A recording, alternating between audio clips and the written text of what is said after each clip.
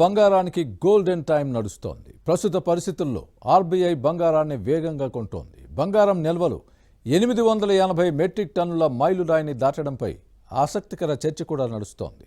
అసలెంతకీ RBI బంగారాన్ని ఎందుకు ఇలా కొనుగోలు చేస్తోంది? ప్రపంచవ్యాప్తంగా నెలకొన్న అస్థిరత్వమే కారణమా?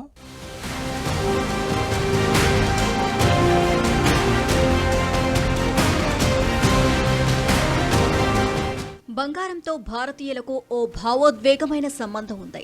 తమ సంస్కృతి సంప్రదాయాల్లో బంగారానికి ఓ విశిష్ట స్థానం కల్పిస్తారు. అలంకరణ కోసం కొందరు, పొదుపు కోసం మరికొందరు, పెళ్లిళ్లలో లాంఛనాల సందర్భంగా ఇంకొందరు. కారణం ఏదైనా ధర ఎంతున్నా కొనడం మాత్రం పక్కా. ఎందుకంటే బంగారం భారతీయులకు ఓ సెంటిమెంట్. అందుకే బంగారం కొనకుండా ముఖ్యమైన పండుగలు, పెళ్లిళ్లు, ఫంక్షన్లు జరగవంటే జరగు. అలాంటి బంగారానికి ఇప్పుడంతా గోల్డెన్ టైం నడుస్తోంది. ఎక్కడ చూసినా ఎక్కడ విన్నా ఒకటే మాట, బంగారం ధర 1,00,000 దాటిందంటగా అన్నమాటే. ప్రపంచవ్యాప్తంగా నెలకొన్న రాజకీయ, ఆర్థిక ఉద్రిక్తతల నేపథ్యంలో పెట్టుబడిగా భావించే బంగారం ధరలు ఈ మధ్యకాలంలో అసాధారణ ర్యాలీని కొనసాగించాయి. ఒకరోజు పెరుగుతూ మరొక రోజు తగ్గుతూ దోబూచులాడుతున్నాయి. ఇలాంటి సమయంలో ఆర్బీఐ వద్ద ఏకంగా 880 మెట్రిక్ టన్నులకు పైగా బంగారం నిల్వలు ఉన్నాయి అన్న విషయం ఇప్పుడు హాట్ టాపిక్గా మారింది.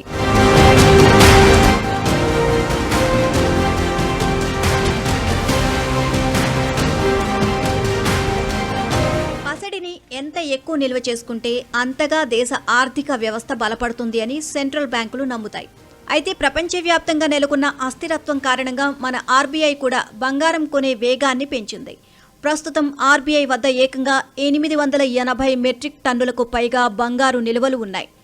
ఆర్బీఐ విడుదల చేసిన తాజాగా నివేదిక ప్రకారం 2025-26 ఆర్థిక సంవత్సరంలోని ఈ తొలి 6 నెలల్లోనే మొత్తం 600 కిలోల బంగారాన్ని ఆర్బీఐ కొనుగోలు చేసింది.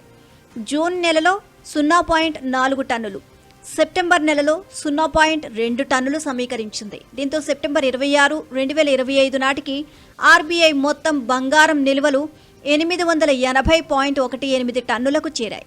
ఈ నిల్వల మొత్తం విలువ 95 బిలియన్ అమెరికన్ డాలర్లుగా ఉంది అని ఆర్బీఐ తెలిపింది.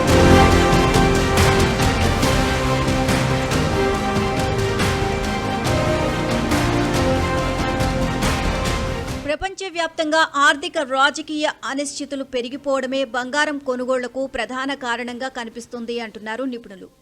ఇలాంటి సమయాల్లో బంగారాన్ని సురక్షితమైన పెట్టుబడిగా సెంట్రల్ బ్యాంకులతో పాటు సాధారణ పెట్టుబడిదారులు కూడా భావిస్తారు.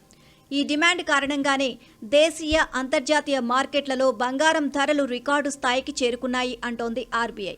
ఈ క్రమంలోనే సెప్టెంబర్లో పసిడి ధరలు ఆల్ టైమ్ గరిష్టాన్ని తాకాయి.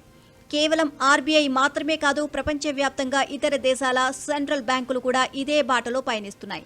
వివిధ దేశాల సెంట్రల్ బ్యాంకులు కలిసి సుమారు 166 టన్నుల బంగారాన్ని తమ అధికారిక నిల్వలకు జోడించినట్లు నివేదికలు స్పష్టం చేస్తున్నాయి.